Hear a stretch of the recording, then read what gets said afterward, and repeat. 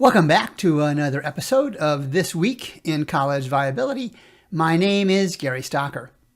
This week we're going to be looking at 9 private colleges in Iowa, and it's kind of a follow-up story that Tyler Jett from the Des Moines Register published on a Sunday in late June.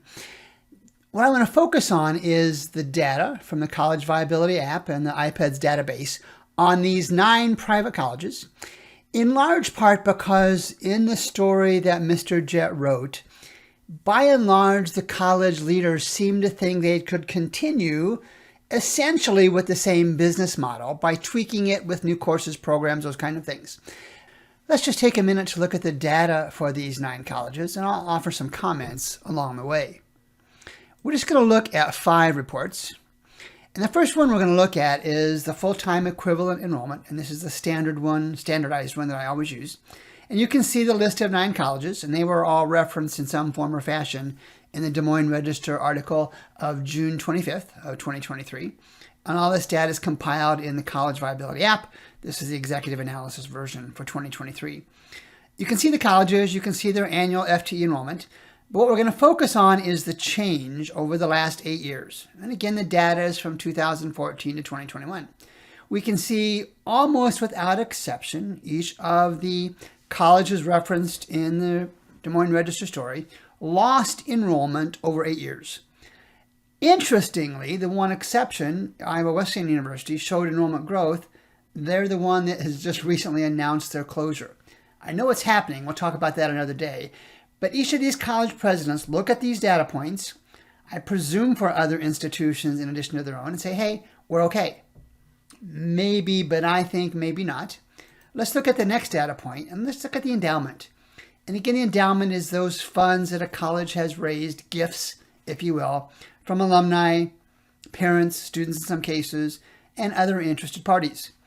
Now, at College Viability, we use a minimum endowment threshold of $50 million. It's not arbitrary. It's one that we use all the time. And it's our argument that $50 million is a minimum because it suggests that these colleges at least have systems and processes in place to raise gifts. Let's take a look at these 9 colleges. And if $50 million is our minimum threshold, we can see Clark University, Graceland, Iowa Wesleyan, which is closing, Loras College, Upper Iowa University, and William Penn University are all below that threshold, some woefully so. In the story that Jett wrote, some number of these college leaders says, we think we can raise more gifts. I question the logic behind that, because if they haven't exceeded $50 million over decades, or in some cases centuries, what makes these colleges think they can do that now, especially in time of crisis? Let's move on to the next report, and let's look at the tuition and fees revenue. Now, private colleges are famous for many things, but one of them is that their operating cash or operating revenue comes heavily from tuition and fees revenue. And you can see that highlighted here. Look at the 8-year changes, 2014 to 2021, for each of the 9. In every single case, the tuition and fee revenue has gone down. Now, Iowa Wesleyan, which closed, had the least. I know there's some logic behind that, and I won't talk about that today. And it's one thing to lose money in a business for 1 year, but if we're looking at 8 years and the tuition and fee revenue has decreased over an 8-year period, don't tell me that a couple of new majors, a couple of new programs, a couple of new sports is going to turn that around. Maybe there's some additional revenue generated, but I'm going to make the case none of it will be materially significant to these colleges. In large part, it's just a function of numbers, but let's keep in mind there's 9 colleges here, and if you read the stories from the Des Moines Register this weekend, and the Milwaukee Journal-Sentinel had one last weekend, the colleges are for the most part doing the same kinds of things in an attempt to rescue their financial scenarios. If they're all doing the same kind of thing, that's going to put the same kind of tuition pressure on them that they've always had. Adding a course, adding a program, adding a sport isn't going to change the outcome. Let's look at popularity indicator. Now, this is the term that I use. It's also known as admissions yield, And by definition, that's the percentage of students who a college accepts who actually show up and pay tuition on day one. Let's look at the 8-year change, and then we'll look at the actual numbers. Now we're going to note that for the 9 colleges, 8 of the 9, their admissions yield, their popularity indicator, either went down or stayed flat for the entire 8-year period. And even Upper Iowa, which has had all sorts of issues this year, and Central College is effectively flat. But now let's look at the actual numbers. We'll use 2021 because that's the most recent data reported. We can see that, for example, William Penn, their value is not bad. I use 20% as a minimum threshold for non-select colleges. This really suggests that their population is dedicated to William Penn. But let's look at the trend. Down from 55% to 42%, down 13 points in just 8 years. And the others are really hovering around that 20%. It's easy to see why Iowa Wesleyan wasn't able to survive. Look at the really, really sad numbers here. And really all the others are struggling to get students whom they accept to show up and pay tuition. And finally, the one I think is most significant, even though it's not a direct reflection of financial health and viability, it's suggestive of quality. And I think there's an indirect connection between quality and financial health.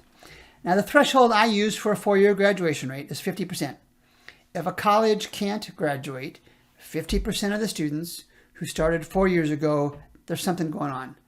They don't have the systems and processes in place. They're accepting students not prepared for a college education.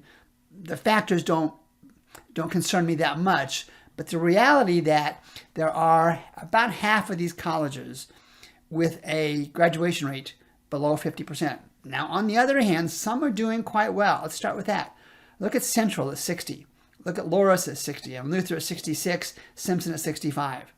They're doing something right in terms of graduating students. They still have decreasing admissions yield. They still have lower tuition and fees.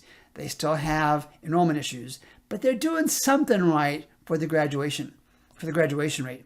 These might be the kind of colleges that would be more likely to be acceptable in some kind of consolidation or, if you will, merger agreement with others. But let's look at Penn and Upper Iowa and Iowa Wesleyan, which is closed. Graceland and Clark, even though it's right at 50%. These aren't even coin toss colleges. A student who starts at one of these colleges might as well flip a coin to determine whether they're going to graduate in 4 years or not. And there are all sorts of costs associated with that. If you don't graduate in 4 years, it's not just the actual cost to go to class, take the courses, pay for meals and room and board and those kind of things. The most important consideration, if you don't get that degree in 4 years, is the opportunity cost associated with the income you would not earn in that 5th year. If you get the degree in 4 years, you're earning money from that degree in year 5. If you don't graduate in 4 years, you're not earning that income. So what does this all mean? And interestingly, as I read these stories and stories like this, college presidents regularly say what they're doing is fine. And I don't hold them at fault for saying that. They're paid to represent their college. They have a fiduciary responsibility to look out for the best interest of their college. What they are saying in the media is what you and I would do in the same situation. Here's the tough part. Who is the fiduciary for the student, for the student's family, for the faculty and staff and communities in these small private colleges throughout the country? No one is saying to these college leaders, your enrollment is going down, your graduation rates are poor, your admission yields are not good, you have next to no endowment. Why should I even consider your college? These colleges that you saw on the list of Iowa private colleges and many other colleges in Wisconsin and Missouri and Illinois and Pennsylvania, New York, and other states as well, cannot possibly survive with their current business model, no matter what their college leader says, no matter what the president says about these colleges. The data just doesn't support that. And here's the reason why. It's a fact of basic economics. There are too many college seats in the United States and not enough college students, for whatever reason, filling those seats. One cannot adjust the laws of economics by adding new courses or new sports or new programs or cutting expenses. The market is adjusting. Will we see massive adjustment today, tomorrow, next week, next month, or next year? Very difficult to say.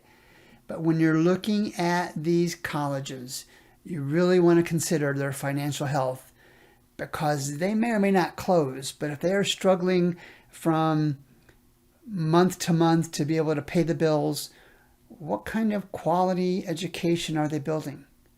It's a fair question for all the stakeholders to ask, from faculty, staff, students, and the community, to ask now and in the future.